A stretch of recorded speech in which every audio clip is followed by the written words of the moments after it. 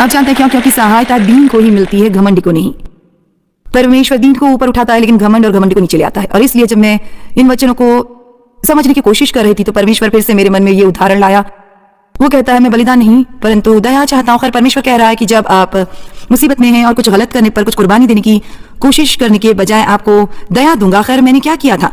मैंने अपने जीवन का आनंद लेना त्याग दिया था क्योंकि मुझे लगता था कि मैं अपने जीवन का आनंद लेने के लायक नहीं थी। और आज सुबह ही हमने हाथ उठाकर ये प्रमाण लिया और पूछा कि कितने लोगों को ऐसा नहीं लगता कि आपने अपने जीवन का पूरा आनंद लिया, क्योंकि आपको इसका एहसास करने में समस्या है कि आप इसके लायक नहीं हैं। और वहाँ बहुत से हाथ है और ऊपर उठे। और बहुत बार हमें इस तरह की समस्याएं होती हैं और जब तक कोई इसे जाहिर नहीं करता हमें पता ही नहीं होता कि ये हमारी समस्या है। हमें ये समझना पड़ता है। आमीन। और इसलिए परमेश्वर ये उदाहरण मेरे पास वापस लाया। उसने कहा अब जब डैनी बाहर खेल रहा है और हमारे पड़ोस में एक बदमाश था जो हमेशा उसके पीछे लगा रहता था, और कभी कभी यदि बदमाश उसकी गेंद ले लेता और नाली में या कहीं फेंक देता। और हमारा घर कुछ इस तरह से बना था जहां से हमारा सामने का दरवाजा था, लेकिन बच्चे गराज का इस्तेमाल करते थे और हम इसे खुला रखते थे और गराज का दरवाजा अंदर रसोई घर से आता और फिर दाएं कोने में फैमिली रूम था। और अक्सर यदि देव घर पर होता था और वो घास नहीं काट रहा, किसी और चीज पर काम नहीं कर रहा होता था, तो वो वहाँ फैमिली रूम में बैठे रहता था, शायद फुटबॉल या ऐसा ही कोई खेल देखते हुए। और इसलिए मुझे याद है बहुत बार जब डैनी आता आप उसे उसके वहां पहुंचने से पहले सुन सकते थे, डैडी।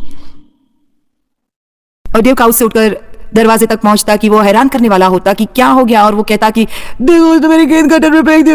और आप जानते हैं उसकी मदद के लिए जाने के लिए देव दरवाजा तोड़ देता। और जब परमेश्वर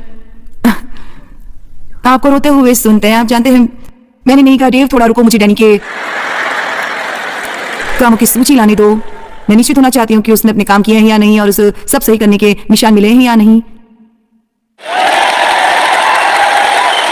ये भी इसलिए यदि आप ऐसे माता पिता नहीं है तो फिर आप कैसे सोचते हैं कि परमेश्वर एक पवित्र आत्मा के रूप में ऐसा कर सकते हैं? जितना प्यार आप अभी अपने बच्चों से करना जानते हैं, परमेश्वर आपसे उससे ज्यादा प्रेम करता है। और यदि आप उससे प्रेम करते हैं और बुरे होते हुए भी जब आप मुसीबत में होते हैं, जब आप उसे पुकारते हैं, वो आपकी मदद के लिए आएगा। अब इसका मतलब ये नहीं है कि आपके किए हुए बुरे कामों के लिए वो आपसे निपटेगा नहीं, लेकिन परमेश्वर अपने प्रेम के लिए हमसे निपटता है, न कि गुस्से और इनकार के लिए। ये भी परमेश्वर की महिमा हो। यहाँ मैं चाहती हूँ आज आप इस पॉइंट को समझे। परमेश्वर के साथ अपने रिश्ते के बारे में इतना परेशान होना बंद कर दें। जितनी जल्दी आप इसे समझ लेंगे उतनी ही जल्दी मैं आपको जाने दूंगी। परमेश्वर के साथ अपने रिश्ते के बारे में इतना परेशान होना बंद करें और आराम करना सीखें और उसका आनंद लें और उसे आपका आनंद लेने दें।